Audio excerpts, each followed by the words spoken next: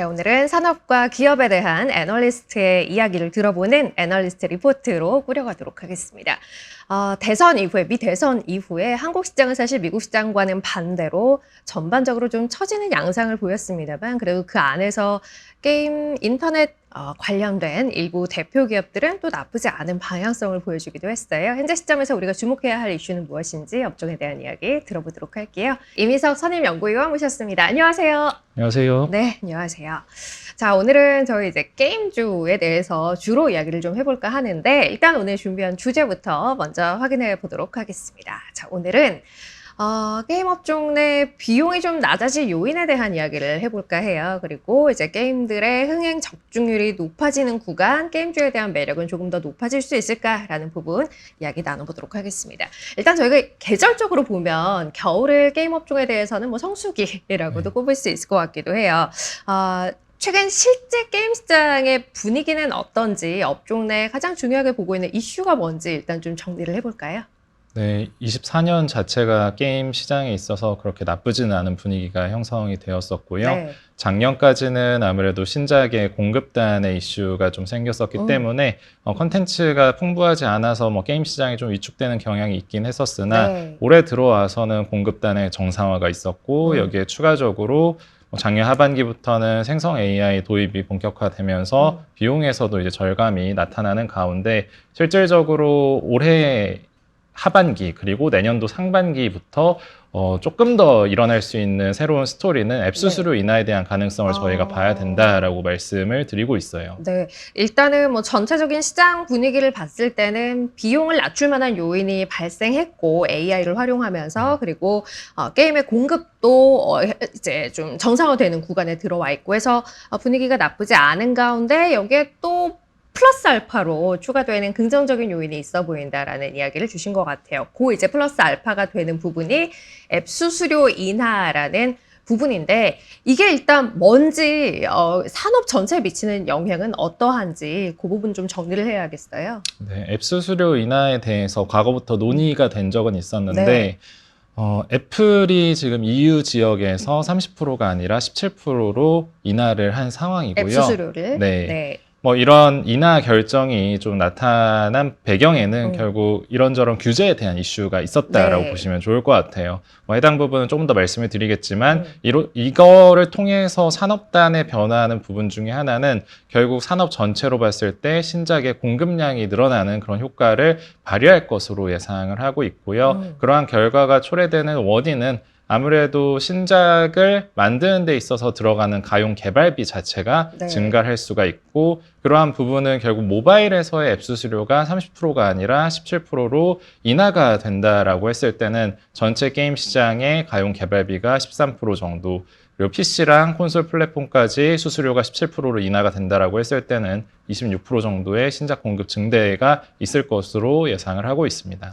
일단은 뭐 나가야 하는 비용이 그러니까 앱 수수료라는 명목으로 매겨졌던 비용이 줄어들게 된다면 그 부분을 개발비 쪽으로 조금 더 이제 쓸 수 있는 부분이 있기 때문에 게임 공급이 더 늘어날 가능성이 있다라는 데 초점을 두고 계시는 것 같아요. 그 앞서 이제 앱 수수료 인하라는 키워드에 대해서 이야기하면서 애플의 뭐 여러 가지 규제로 인한 부분이 있다라는 이야기 하셨는데 어떤 얘기인가요?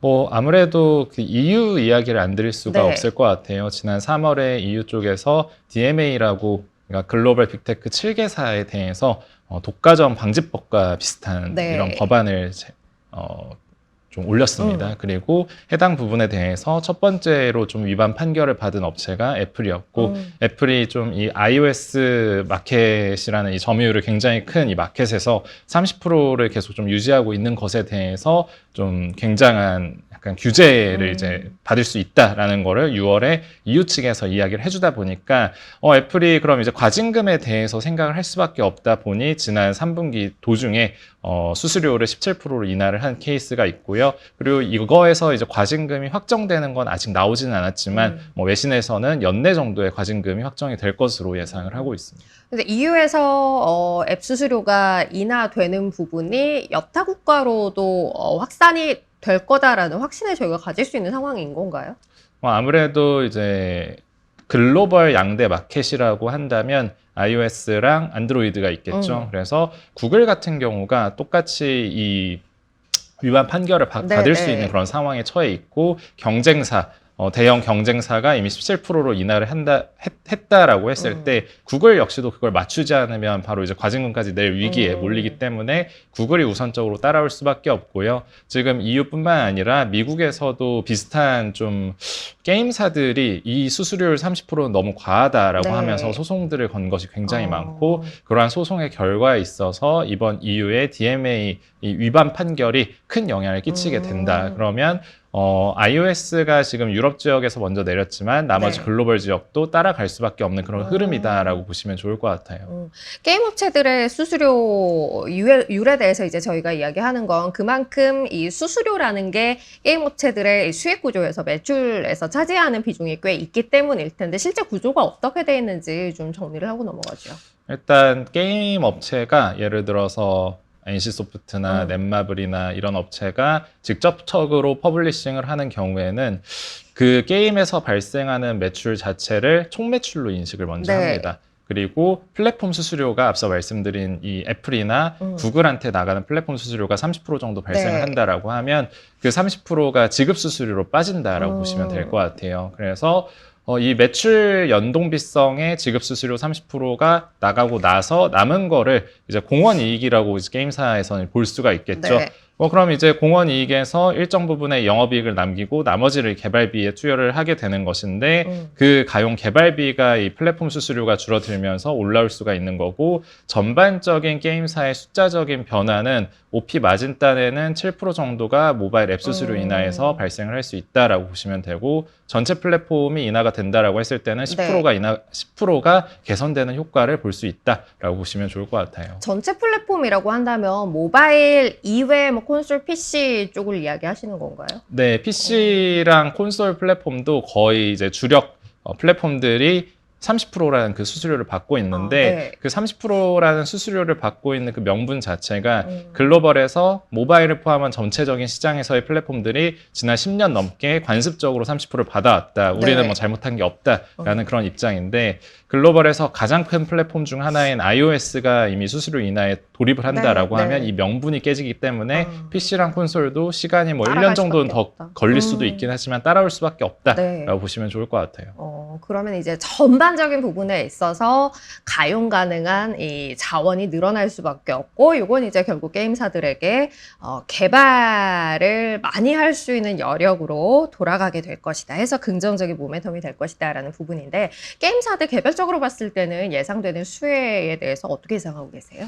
일단 앞서 말씀드린 것처럼 퍼블리싱을 직접 하는 업체랑 순수 게임 개발사로 나누어서 말씀을 드릴 수 있고요.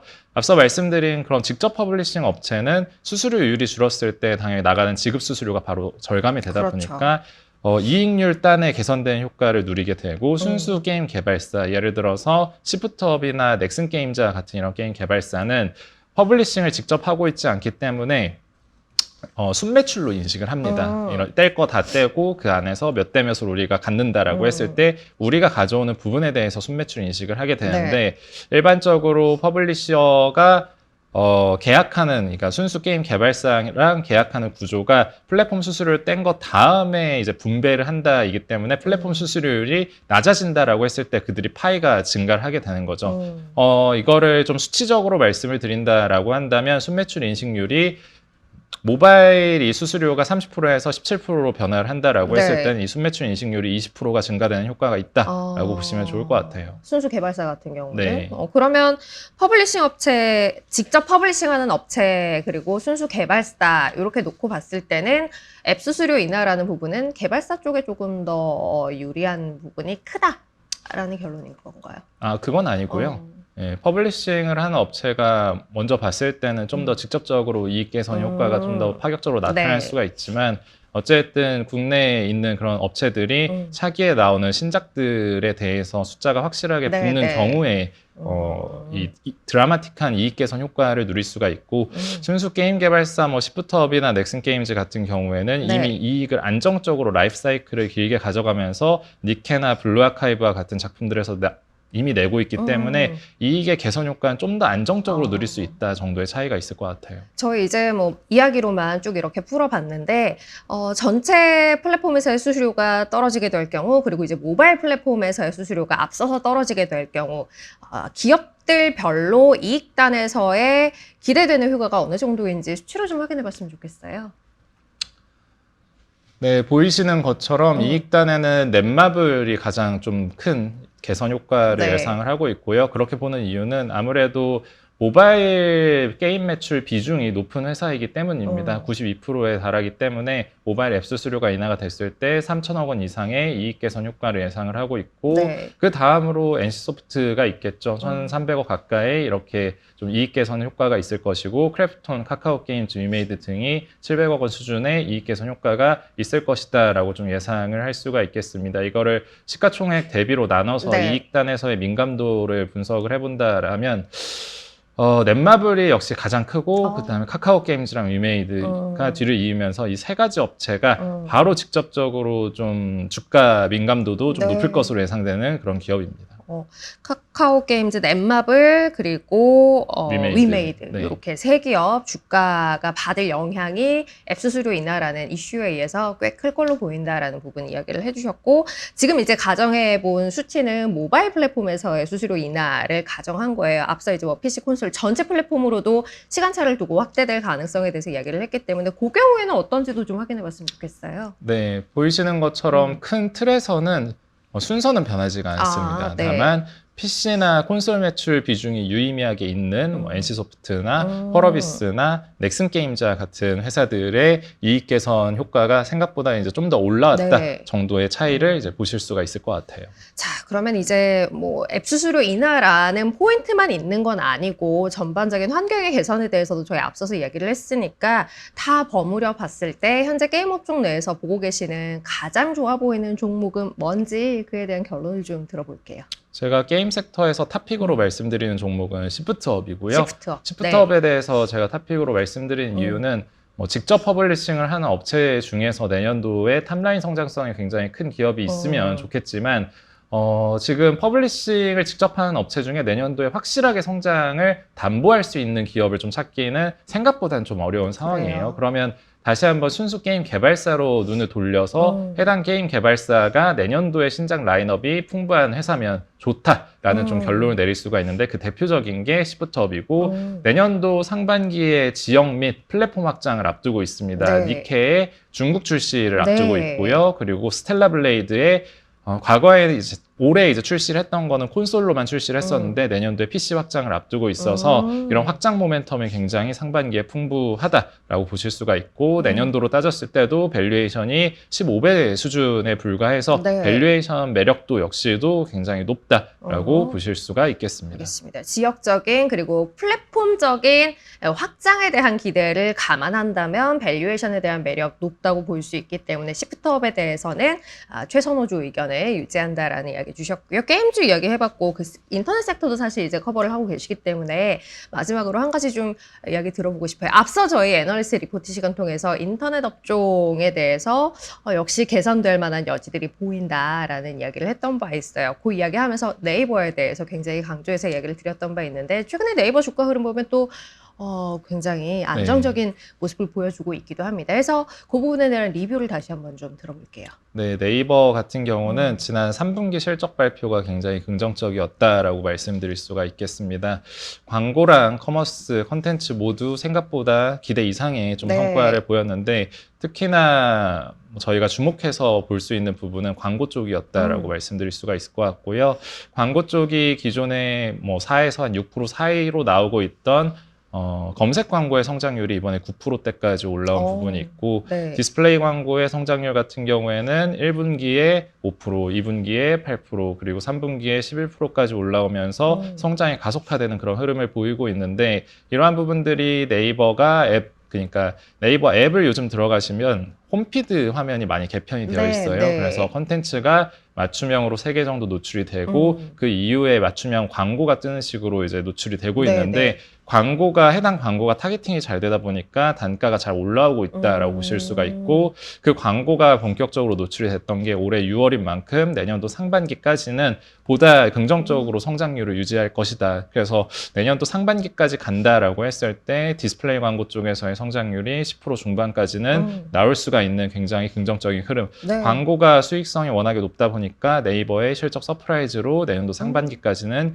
이어질 가능성이 굉장히 높다 정도로 네이버의 현재 좀 분위기를 설명드릴 수 있을 것 같아요. 네, 앱 개편에 따른 성장의 효과가 적어도 내년 상반기까지는 높은 수치로 이어질 가능성이 있기 때문에 뭐 긍정적인 분위기는 유지되지 않을까라는 관점에서 네이버 다시 한번 짚어봤습니다. 오늘 게임 업종에 대한 이야기 주로 나눠봤고요. 분위기 나쁘지 않은 인터넷 업종 내 네이버에 대한 이야기도 함께 들어봤어요. 애널리스트 리포트 오늘 다뤄드린 자세한 내용은 또 이미석 선임연구위원께서 내놓으신 발간하신 리포트 통해서도 자세하게 확인하실 수 있으니까요. 참고하시면 좋겠습니다. 여기서 마무리하도록 하죠. 고맙습니다. 감사합니다.